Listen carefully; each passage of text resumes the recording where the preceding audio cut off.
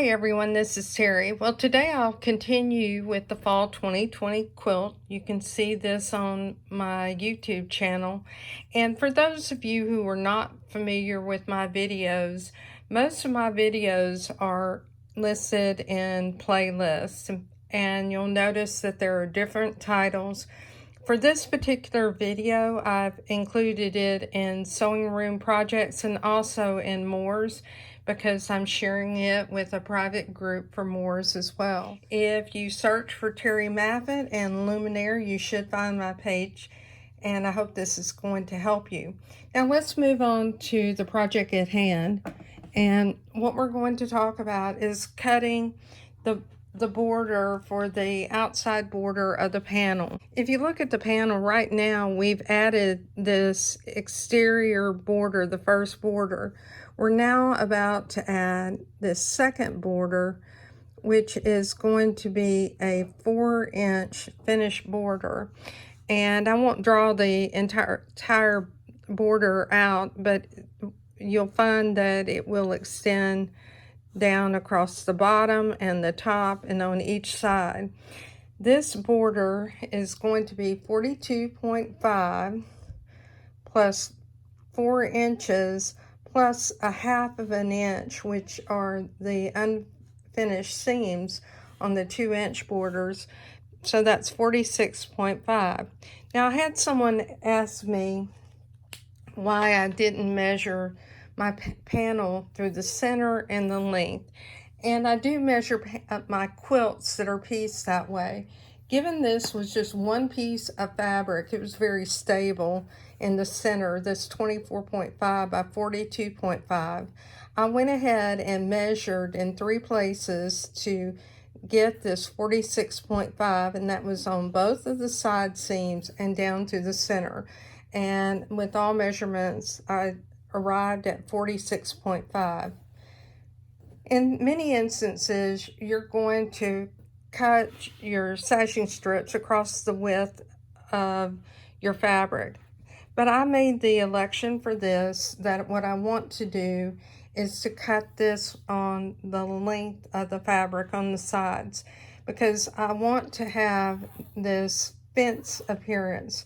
For the top pieces and this bottom piece, I will cut it across the width of the fabric. We're going to begin with stitching our 1/4 inch seam on our last border for this particular panel. Now I've turned on my laser light. Let me show you how I did that.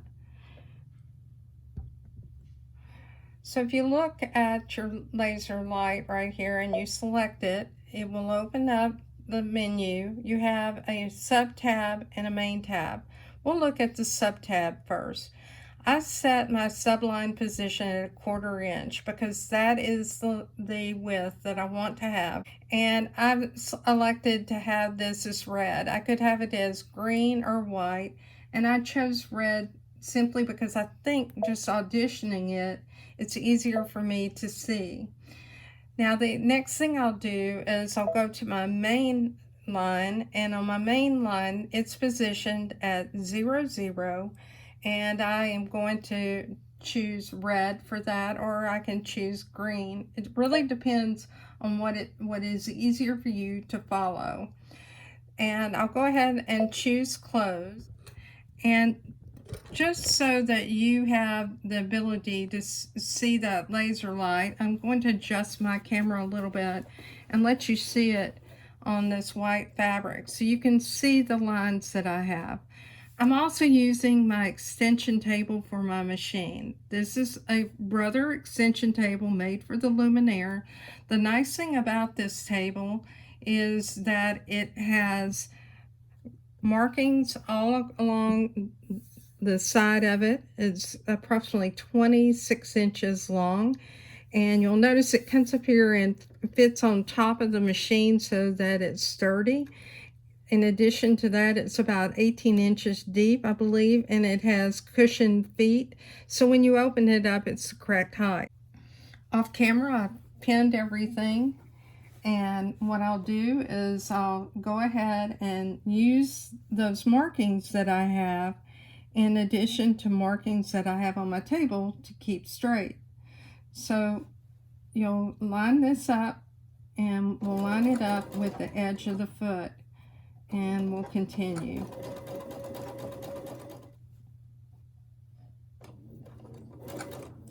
Now you can also use other tools. For instance, if you're really trying to see up close and you can get up close, let me see if I can pull myself up closer because I'm at an angle. You can use your magnifying glass. And actually that magnifying glass really helps you see right there at your feet. You have two different magnifiers on this glass. So if you don't need all that magnification for what you're doing, you can go ahead and use the other. I have to tell you, this magnifier is godsend for me because I wear bifocals and I can see at a distance, but I really cannot see very well up close. One thing I have to say, by using your laser beam along with the edge of your foot, you're really assured of a nice 1/4 inch seam.